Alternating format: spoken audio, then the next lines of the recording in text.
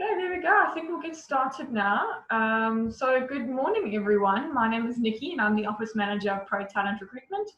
And today's webinar is going to be quite exciting. So it's something that Desh and I have covered before, but we're putting it together a little bit differently today so we can give all of you some new and fresh information. But yeah, so Desh is one of our recruiters. She's amazing at what she does, has lots of experience. We absolutely love her. So she's a great recruiter, and she'll be sharing with us some tips today on just general job motivation. So Desh, over to you. Well, thanks for that, Nikki, and good morning, guys. So equally thanks to Nikki, who's done, I think about 5 or 6 webinars this month. So she's been doing lots of webinars. She's a webinar pro.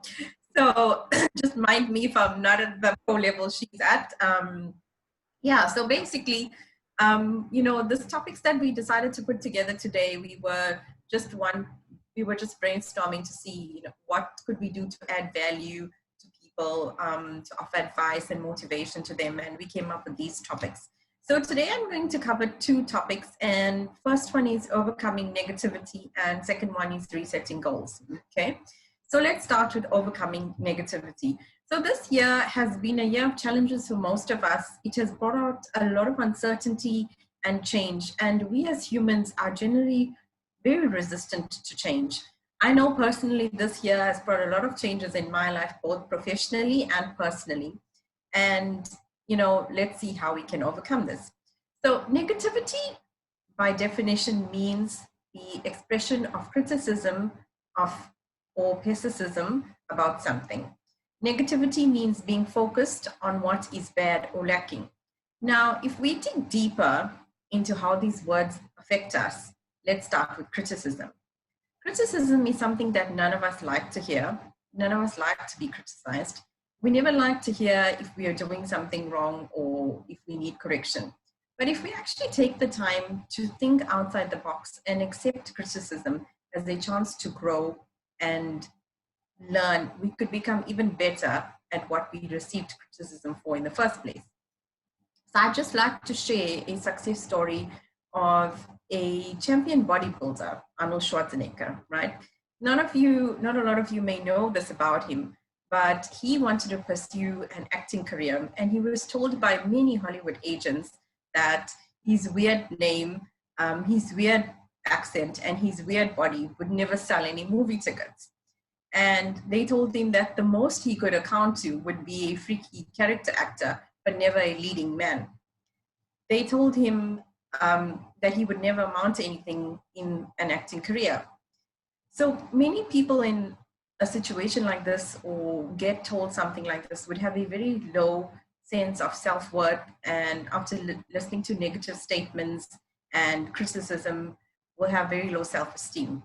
But Arnold Schwarzenegger didn't let this affect him. He ignored the comments from professionals in the industry, and he did not take their so-called advice, and he kept on focusing and being ambitious and wanting to achieve his dream.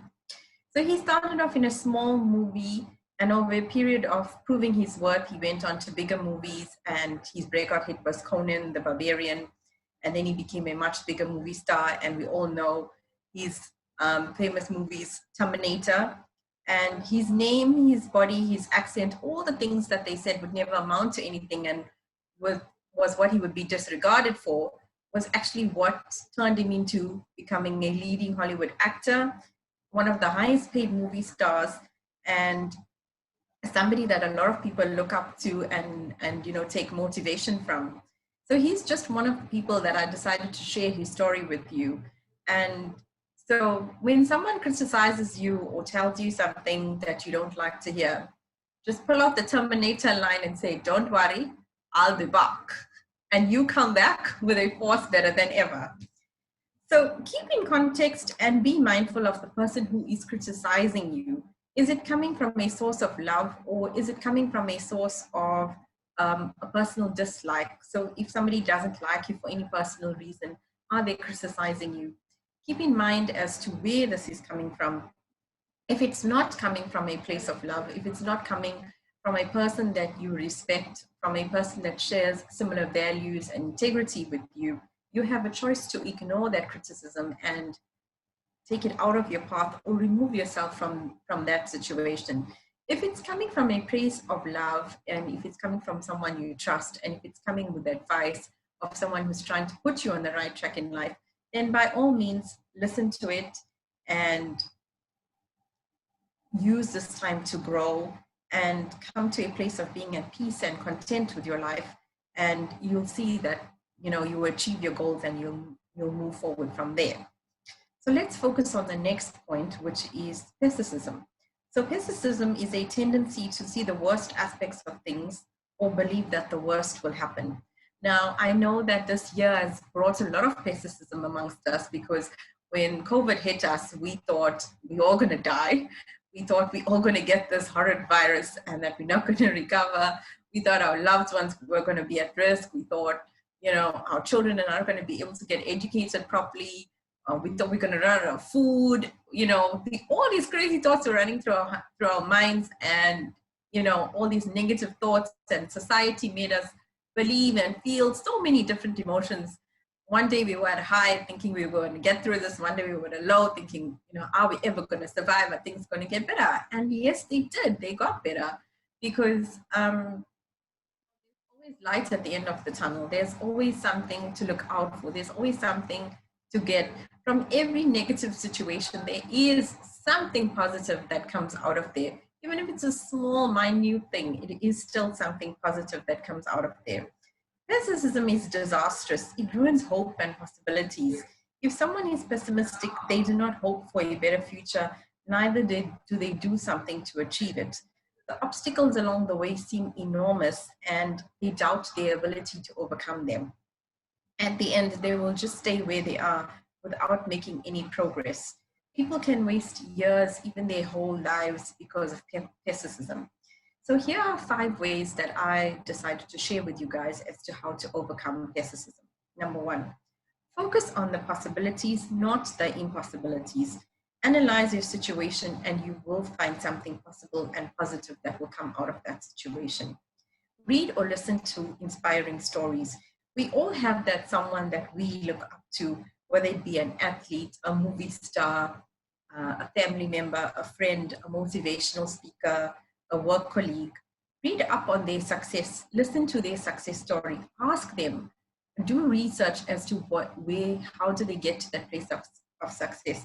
And you will see the criticism they had to face, the perseverance that they had to endure to get to their place of success. And when you read or you hear those motivational stories, they're going to inspire and motivate you to go forward and achieve your goals.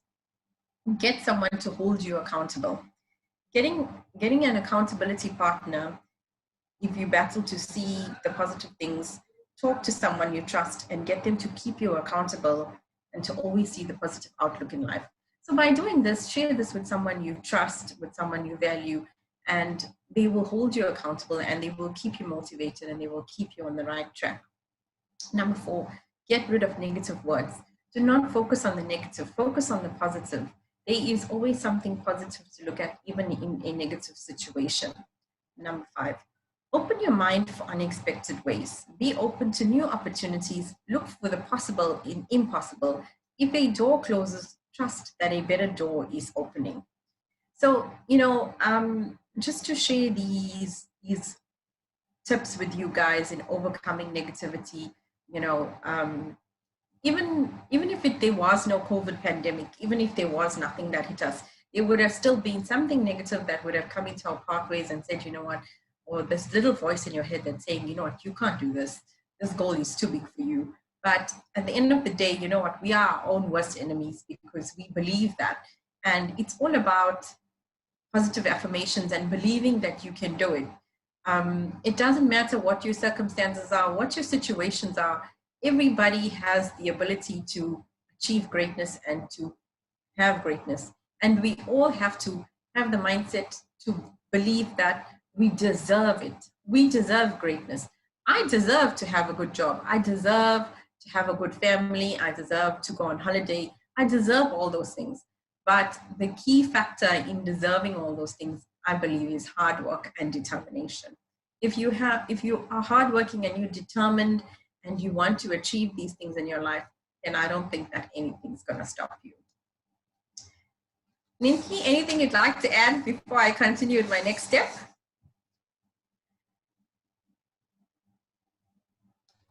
You're on mute. Sorry. Whoops. Okay, so yeah, no, actually, you were speaking earlier of being positive, and you can make your own goals achievable. And it made me think of the time I interviewed a candidate who was so negative throughout the whole interview. And he basically said, like, what's the point of me even being here? I know you're going to regret me anyways. And you know what? He actually had good experience, but because he was so negative, and he was just telling me, oh, he sent his CV here, there, everywhere. No one ever wants to meet him. Like, he just came here because, he wants to try something new, whatever. And it was such a bad impression of him. And I often actually get phone calls from candidates who I unfortunately regret because they aren't suitable for the job. And they've called me and they're like, oh, you don't like me, you don't this. So many people have rejected me, how dare you? And I'm thinking, well, you weren't suitable for the job. The job required X, Y, and Z. You didn't have any of that. There's no ways I can consider you for this job. And because of their stinky attitude and how they treated me, just because they were in such a negative space, I wasn't willing to even help them further because they were so nasty to me. And that's why when you get into such a down state in your life and you're in such a place of negativity, you often treat people badly and you often act badly and you don't put on your biggest smile, and you're kind of already in the back of your mind are thinking, why am I even here? You're going to reject me anyways. And it shows. So being positive and just having a really strong and determined mind will help a lot in your job search. So yeah, thanks, Desh. Thanks, Nikki. So now let's go on to our next topic, and that is resetting goals.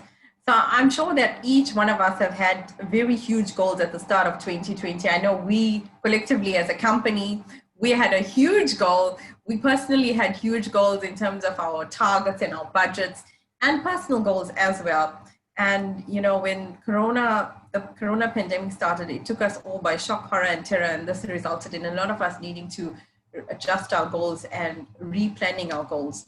Whether it is your personal or your professional life, all goals are important to each of us. And no matter how small or insignificant it may be proud of yourself that you set goals and you're working towards them. Be proud of yourself that you're actually doing that, because that is an achievement in its own.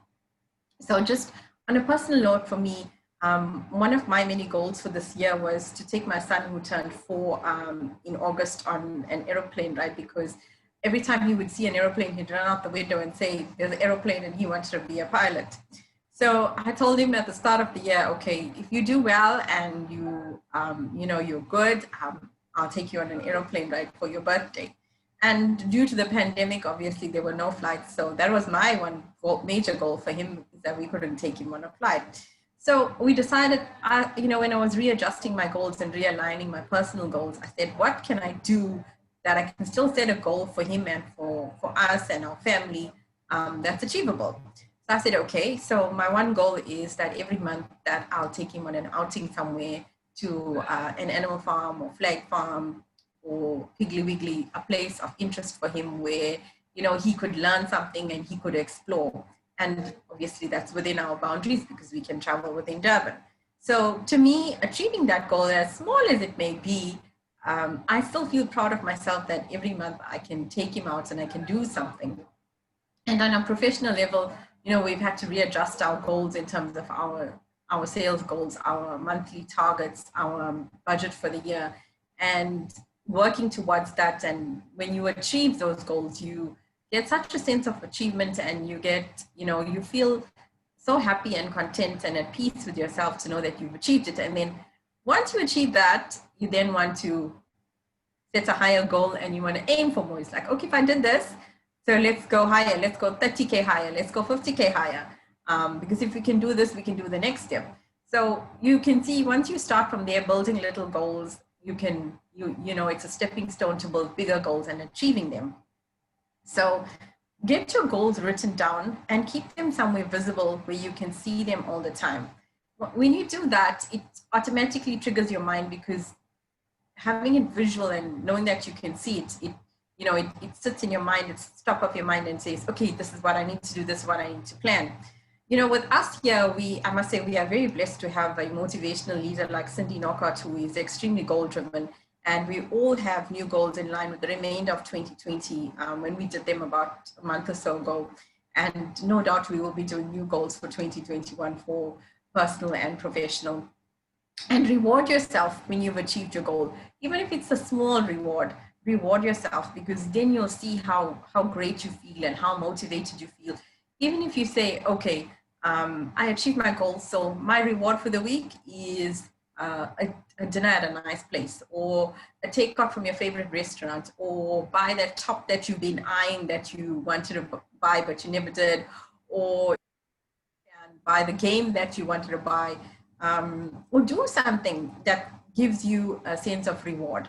So here are 4 important questions to ask yourself when planning your goals. Number 1, what is important to me in the next 3 months? So write this down and form your goals from there.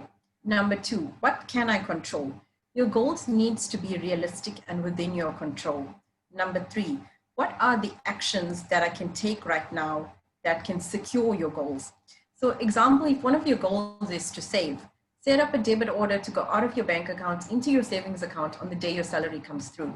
In that way, you will make sure that you are achieving your goal, and you will force yourself to budget and spend accordingly and know that you've saved. And when you put that money aside and it's gone into your savings account, you won't want to touch it because you know that's your goal and that you've achieved it. And number 4, how will I be accountable? If you have trouble being accountable to yourself, get someone you trust again and value in your life to hold you accountable for your goals, and measure it and let them see your progress, and they'll motivate you along the way as well.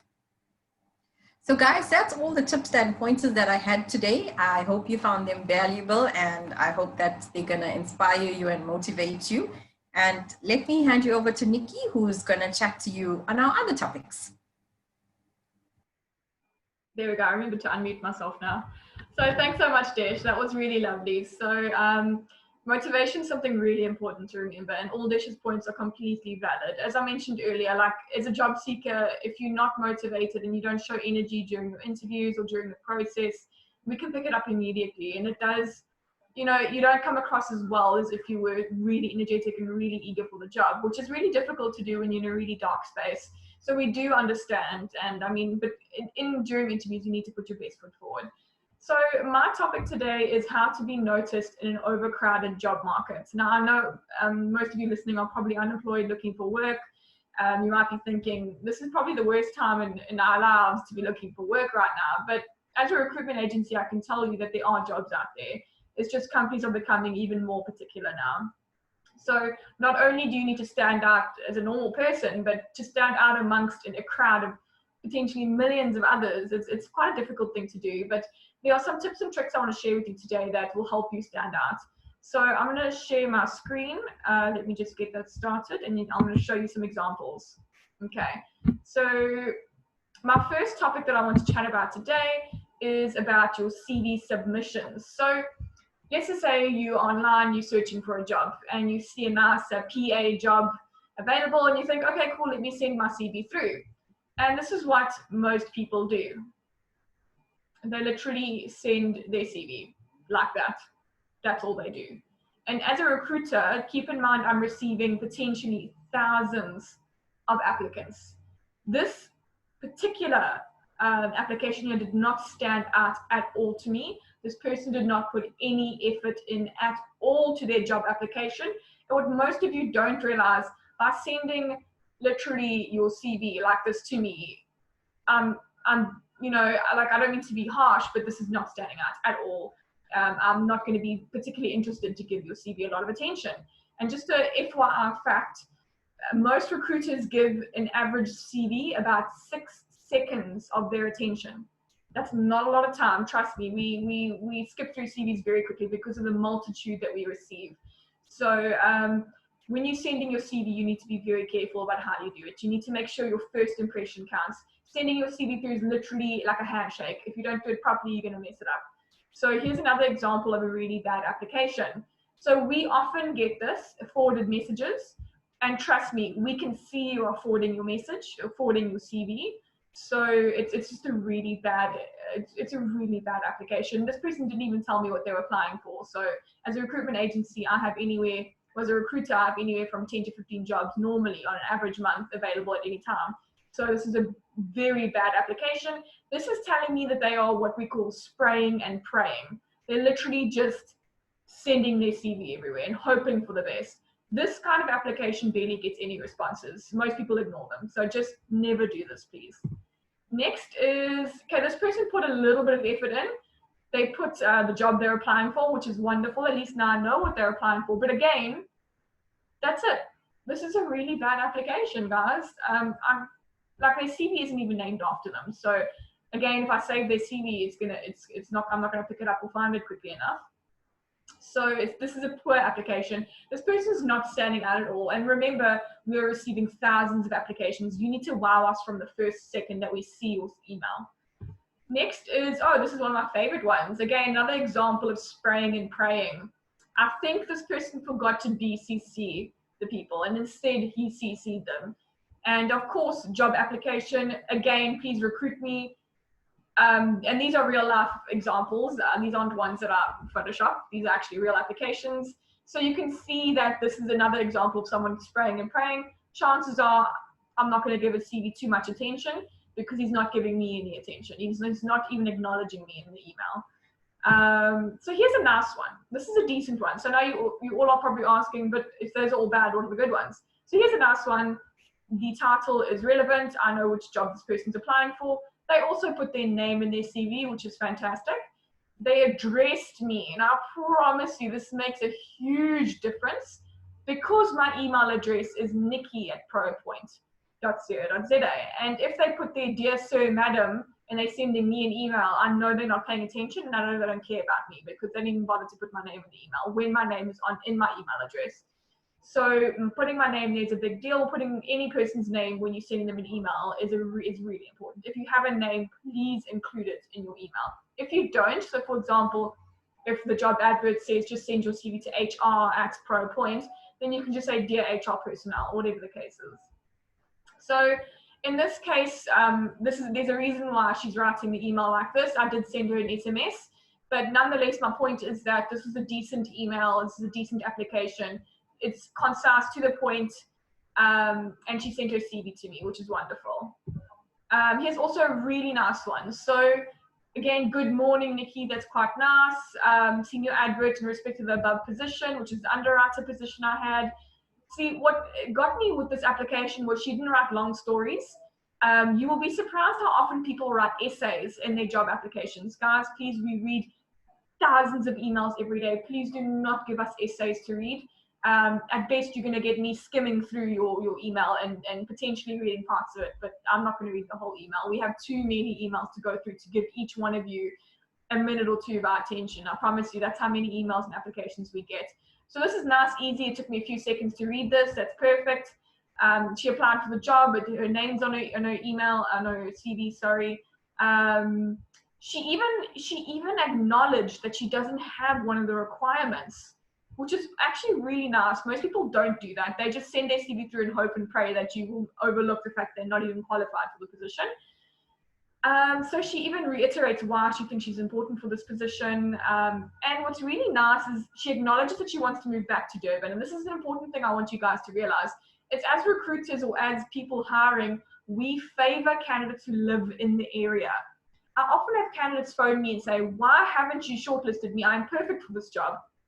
And then I tell them, listen, the salary is 12,000 Rand. Are you really willing to move to Durban for 12,000 Rand? And they go, I never thought about that. So there's always catches when someone lives out of the province. Firstly, the company is not going to cover your relocation fees, and now you have to move your whole family. There's so much risk for relocation for a job. Unless it's a really, really high-level job paying big bucks, then of course anyone will relocate for that. But when I'm talking about sort of low to medium level positions, we're going to favor candidates who live in the area. So in this case, she does not live in Durban, but she said her whole family's in Durban, which is really valid, because in the case that someone is originally from the area, their whole family's there, and they really want to get back, chances are I'm going to give you, more of my time because now you've got my attention and I understand your situation. So yeah, this is a really good application. Now, short, sweet, to the point. I love it. And actually, I almost got a job. Unfortunately, the offer wasn't good enough. But yeah, so that was a nice candidate. Here's another one. So unfortunately, she did not put my name. But I mean, that's okay. I'm not going to be that horrible. She applied for the position. She does not possess the experience, but, you know, and she currently, she gave a nice little application here. So although she acknowledged she's not suitable for the job, actually, she, you know, it's a nice CV. I mean, she actually had a nice CV, and it's a nice application. It's neat, to the point. It does the job. You know, it's not wowing me, but it's definitely not putting me off, which is a good start. And I think that's the end of my application. So guys, the point of me mentioning all this to you is to show you the good and the bad applications. Trust me, your application is a handshake. If you do not impress us, we're not going to give your CV a lot of time. So naturally, the more we like your application, the more time we'll give your CV. And as a person sending your CV, you want to get as much time with that person's attention as you possibly can. Remember, we'll give you 6 seconds automatically. Whether you want a minute or 2, your application is going to have to wow us. So being super friendly. Hi, Nikki. I hope you're warm on this cold day. This weather's terrible. You know, I saw your job for the PA position. I got really excited. I actually live down the road from there. I've got 10 years experience in PA. You know, the company is an insurance company. I happen to have worked for an insurance company before. I'm super excited. I really feel I'll be a strong match for this. You know, please please have a look at my CV attached. I've even sent some certificates for you of mine. You can have a look at. I'm available anytime for you to chat to me. I'm hoping to hear from you soon. So that's a really good application. That's really interactive. It's quirky. You know, some people even like are actually very quirky in the emails, which for me personally stands out quite a bit. Some people don't like that though. So remember, when you're sending your CV to a company, do your research in the company's culture. Some companies are more serious, some are more quirky. You can kind of match your email to the company culture. And this is bringing me on the important points of, please don't just apply for anything you ever see, because most of the time people just send their CV. Like, I'll call a job an insurance claims person. Now, someone looked at this and goes, oh, I can do claims. I can do it. No, it's easy. But they actually don't read the job. And the job is insurance claims, which is a completely different thing to just handling a claim. You have to have so many qualifications. It's something so specific. But people literally just look at the job title and apply for jobs. And I can see it all the time. And it's just so frustrating, because I wish people would read the jobs properly and actually apply for jobs that are suitable for them. So do your research in the company. Make sure you're applying for jobs that you actually are suitable for. And if you're taking a chance, acknowledge that. Hi, Nikki, I'm applying for your claims position. I know you needed an RE5 and an NQF level 4 insurance qualification, but, you know, I've done something similar before. I'm taking a chance here. What do you think? You know, and I acknowledge that. You know, everyone's human, and I'll actually have a look at your CV and go, oh, we could maybe, you know, sometimes a company will take a chance, but not always. So we were speaking about bad applications. So let's just say you write an amazing application. It's nice and personalized. Dear Nikki from Pro Talent Recruitment, you had this job I saw it advertised on the Facebook group. Here's my CV. So it's a great application. I'm happy with that. Let's just have a look at your CV now. So I'm going to go through some acceptable CVs. So I don't want anyone to think if I don't have any fancy pictures or have a nice custom-made CV with colors and all fancy stuff on it that I stand no chance to get my CV noticed. That's not the case. To me, a decent CV is one that's easy to read and is logical and is laid out nicely. So this is an example of an acceptable CV. It's not standing out, but it's not rejecting or repelling me either. So it's nice and easy to read. Little profile there, key skills. They had all the information listed here, but I removed that. They had actually their cell phone number and everything listed up there, and there was their name on top. Really neat, easy to read, no problem with that at all. It's just not wowing me, but it's not putting me off either. Here's another acceptable CV. Again, it's Word format, nothing wrong with Word, but what I like about it was everything was in line, everything was neatly presented, everything I needed to know was all here. See all the extra information, qualification, year, name of institution. This is all big stuff. We need to know this stuff. Most people actually don't include this information. So this is all really, really nicely laid out. It's not repelling me. It's not exciting me either, but it's functional. It does the job, and that's good. Next is another acceptable CV. So Personally, I love pictures. I love to see your face. It helps me connect to you. And normally when I see a CV with a face, I'll give it more time. I really do. That's personally just me. Some people feel that adding a picture of themselves is not professional. It's up to you. Your CV is a reflection of you. So if you want to add a photo, do it. Make sure it's professional. I don't want any duck faces. You'll be surprised how many duck faces I see in photos, or they're holding a beer or something like that. Please don't do that. Stick to the average photos. But yeah, what I really liked about this is my OCD came out. Do you see how nicely aligned that is? It was beautiful. It's really neatly presented, really nice CV. So again, it's not like bowling me over, but it's actually quite a decent CV, and the photo helped a lot, so it was a nice CV. Here's an example of another acceptable CV. So traditionally, there is a stereotype that scanned CVs don't get as much attention. So my advice to you personally, please don't scan your CVs. If you're looking to stand out in this job market, do not scan your CVs. There's just such a prejudice against scanned CVs. Normally they're really bad. Normally there's no updates because they scanned from years ago. So the CV's normally 9 out of 10 not up to date at all. Often there's little scratches made where someone's put their new cell phone number or something like that on there. So normally scanned CVs aren't great. But here's an example of an okay scanned CV because I can actually read it. So I removed their name, I removed all their details. But this is nice, easy to read. Everything was in alignment, nice and neat.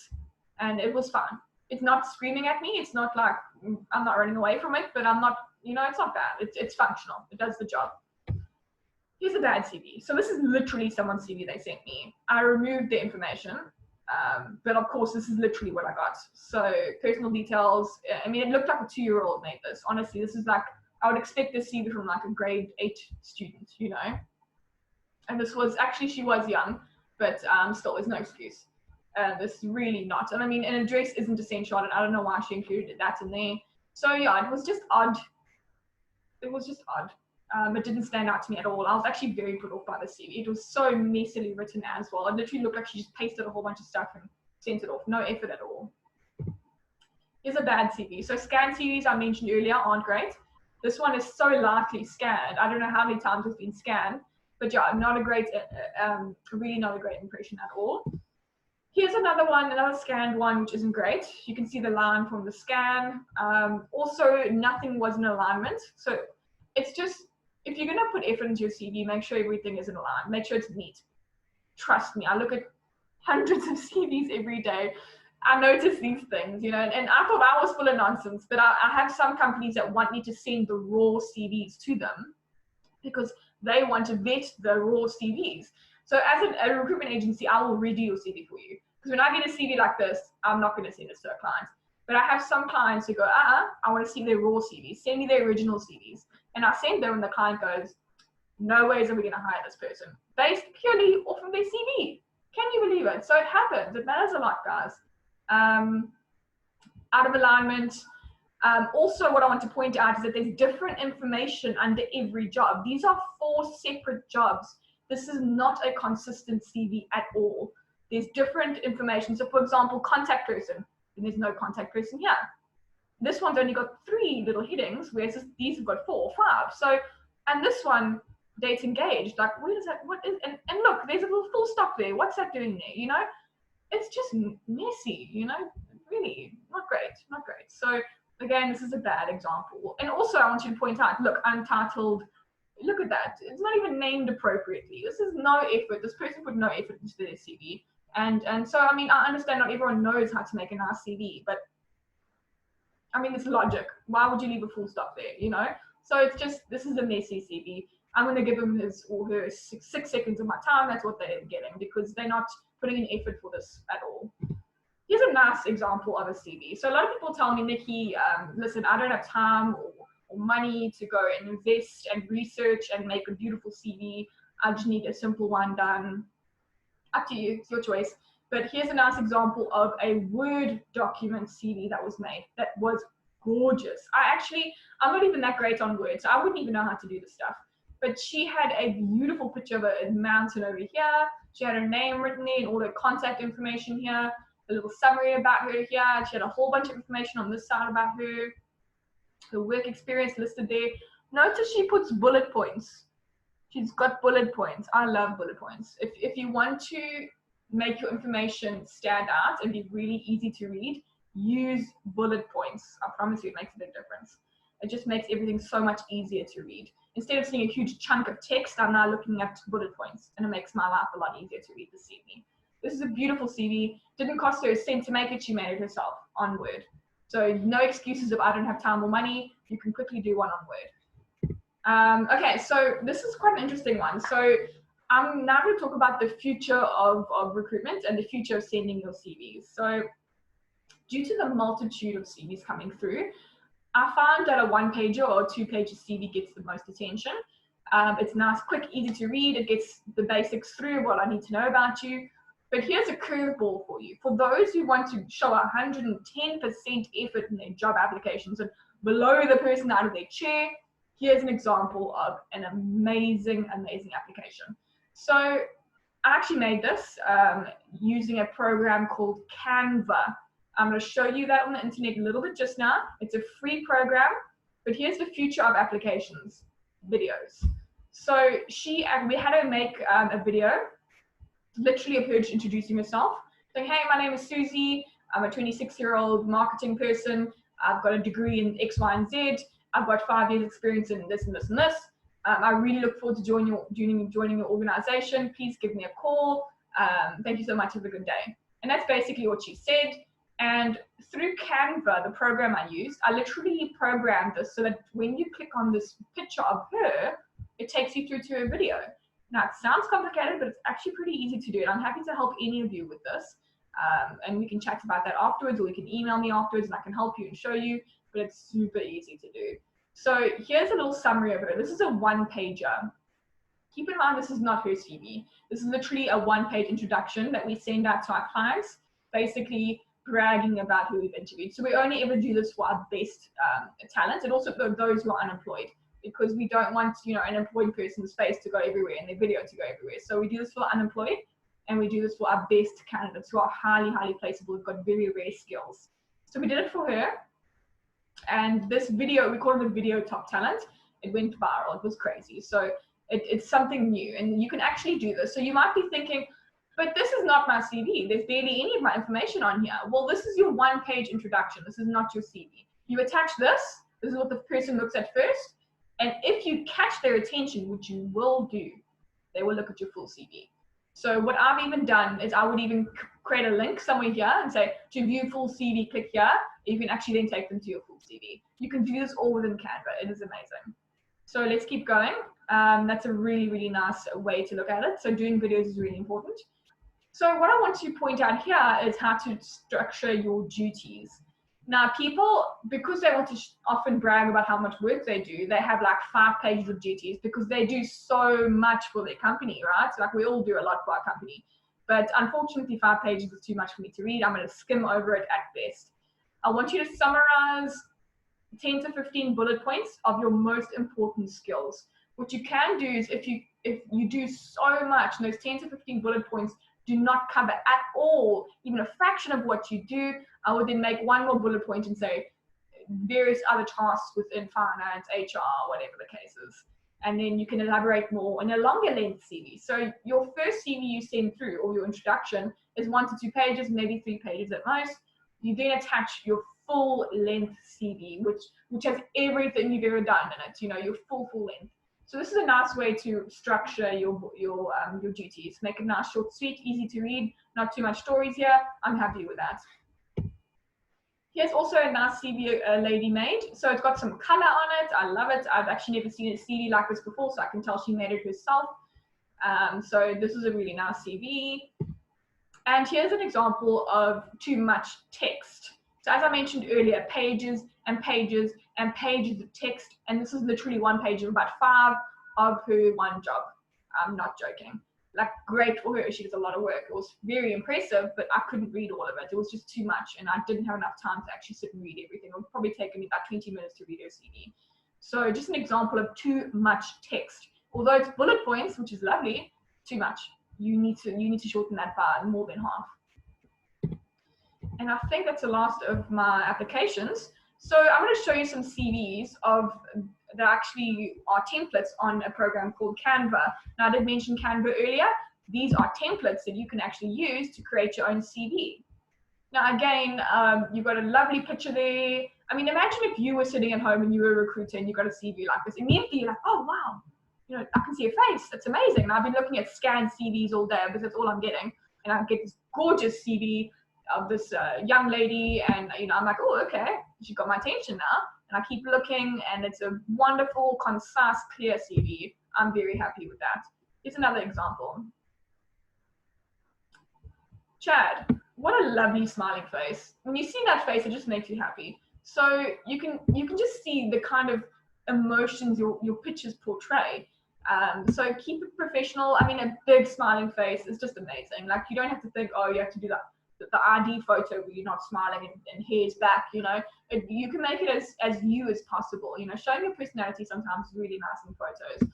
Again, if you're applying to a highly corporate company, I wouldn't have your job in your hands, you know. But I mean, if you're applying to like a really quirky company where they actually have pets allowed, maybe post with your dog if you want to. You know, personalizing your application is really, really important nowadays. Okay, so this is Chad's CV, gorgeous, to the point. I love it. These are all templates that are on Canva. Here's another one. So some people are more, you know, more minimalist. This is a nice minimalist CV. Perfect, I love it. Jamie's beautiful face there. It's a really good CV. So last one, if you don't want to include a picture of you, here's a nice one. Okay, so keep in mind she's an interior designer. So CV is going to be a lot more quirky. You can see a lot more patterns and details, but she does not include a picture of herself. Maybe she doesn't want to, that's fine. But this is really catchy. This is going to catch my eye immediately because I've been looking at black and white CVs all day. And here they are, beautiful, beautiful CVs. And she's even got a social media link. So while I'm on this topic, I want to mention to you that we will stalk you on social media. I have clients that won't let me submit CVs to them if I haven't vetted them on LinkedIn and Facebook and Instagram. I'm not joking. I will find you. So just make my life easier and put your links here for me. And then what often happens is you could have like a professional profile and you create the link here, and then you have your dodgy profile that you show your friends and family that you can name something different, have an alias, you know, no one has to know about it. And I won't even look for that alias because you provided me links, you've made my life easier here. So I'm not going to even search if you have any other dodgy profiles. So yeah, make my life easier and just put your links here. You don't have to. I don't feel like if you don't have Facebook, that's fine. You know, I'm still going to look for you. If I can't find you, it's my own problem. But social media is a big part of jobs nowadays. And speaking of why you might not be standing out on social media, is because you might have a dodgy Facebook and not even realize it. So I know this is crossing a line of becoming personal, and you think, but this is my personal life. Why is my boss looking at my personal life? It has nothing to do with them. But because it's public, it will be looked at. Again, I'm not telling you have to, but I'm telling you that to stand out in this job market, you have to have a clean record. No dodgy photos of you on Facebook. No drinking or lying on the floor half naked kind of photos. It's just not on anymore. I literally have had clients reject candidates because they had a photo of them drinking on Facebook. I'm not joking. This happens. So clean up your Facebook, remove all dodgy photos. If anyone shares anything dodgy on your timeline, remove it immediately. Keep your Facebook or your social media as clean as possible. If you don't want it to be clean and you want to express yourself, name yourself something different so that people can't find you as easily. And then keep your professional profile under your full name and just have it like a skeleton profile, because we will stalk you and we will find your dodgy past, and you don't want that. So just remove everything bad and make sure you have professional photos on your Facebook. So for example, my Facebook photo is the same as my photo on my signature, and I keep it like that so that when people search for me, they recognize me and they know it's me. So that is also another thing. It's part of branding. So my LinkedIn, my Facebook, my signature all has the same photo of me because it's the same face. I want everyone to recognize me, and I want people to link my Facebook, my social media, everything together, so that I'm one complete brand and I'm not a different person on every you know, social media outlet. So that's clever branding. It's being clever about, you know, even just being on the job market. As a recruiter, I need to brand myself. That's why I do it. But yeah, just keeping in mind that you need to actually have concise and clear branding throughout. So now let's chat about Canva. So I want you all to take this down, canva.com. Canva is where I make all my job adverts. Here's an example of a little advert I made for our little promotion we had a while ago. Canva allows you to custom make everything, to add in photos. I can literally custom make every aspect of this image. You can literally add in elements. I can add in fancy little photos. I can add in little pictures, everything. Canva is free. No excuses. Canva is free. You can do this yourself. You will notice there are certain aspects of which you have to pay for, but you don't have to use them. Here, for example, this is all free. Can you see the free there? Free, free, free. There are certain examples. Okay, I've only used free ones, but eventually you might find ones that you have to pay for. But just don't click on them. Just don't use them. That's all. So there are different templates for jobs. I think you might find them under resume. Here we go. So you can make your own CV. Now, all those templates I showed you earlier are all here. Let's go to templates. Right, there's Chad. There's our beautiful Chad we saw earlier. There's Millie that we saw earlier. There's Jamie. So there's even more. There's tons more. You can just pick and choose. Choose your own one. Find your own one. Make it yourself. Add in your picture instead. It's all highly customizable. So here we've, let's say you'd like a Chad template. Put your picture in here, change your name, do whatever you want. That's Canva, canva.com. Guys, highly recommend it. It's great. So I think that covers basically everything that I wanted to go through. Just clean up your social media, guys, please.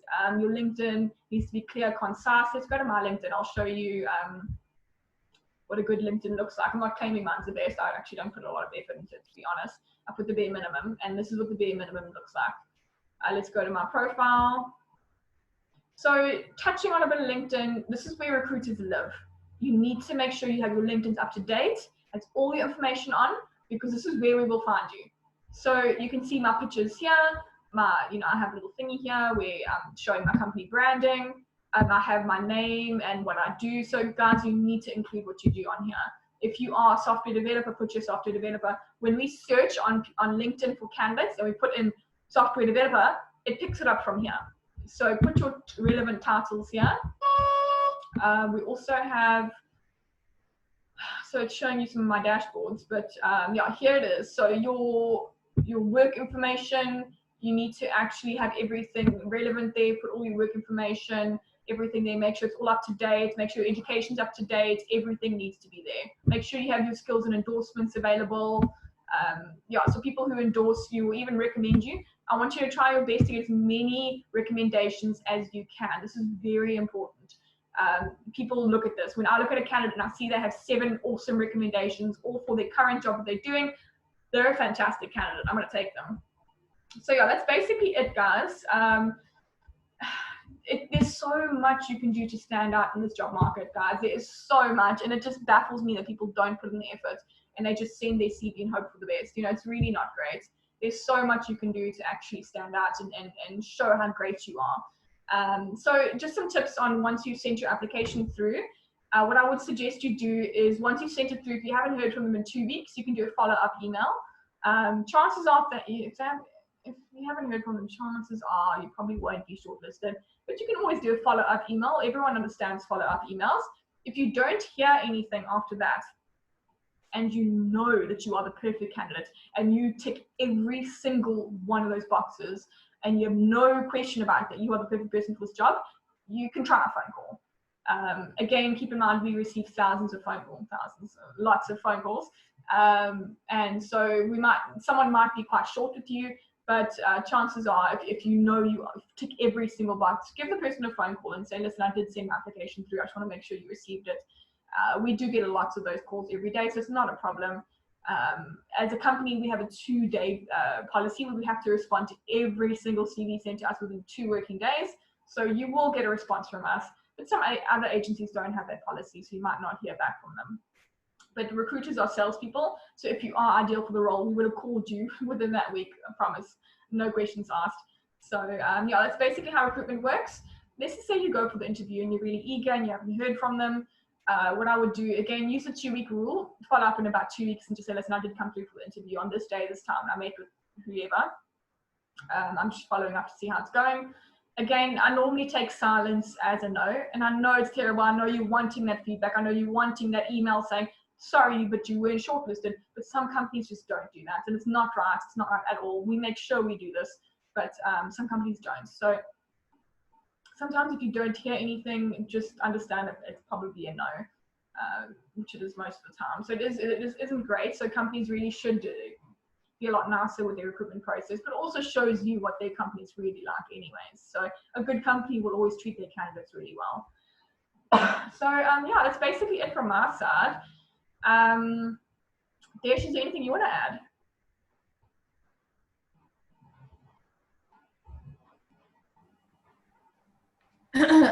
Not really, Nikki. So thanks for those tips. Very informative. Yeah, so guys, just think of what it would be like if you were on the receiving end of receiving your CV, and if you were hiring, and if you had your own business. Would you hire somebody based on the CV that you're presenting? You know, they say that your CV is your first interaction with us. So make sure that it's a good interaction with us, that it stands out from the rest, and that it sells you and it markets you in the right way to take you to the next step of our recruitment process. Like Nikki said, we do receive a lot of applications, and we try our best to help everyone. So, you know, just help us to help you better. That's what I could say. Exactly. No, I completely agree. And just one thing I didn't mention earlier is, I know this is super obvious, but it happens so much, is spelling mistakes on CVs. I literally have clients who look at the raw CVs and refuse to hire the person. So, and the thing is, your CV is often so long and so personal that you often overlook these things. Please have other people check your CVs for you, because you can often miss very small typos. And I interview candidates at least 3 every single day, and there's always some who have typos, or some who go, actually, no, wait, I actually started that job in 2016, not 2017. Oh, sorry, my bad.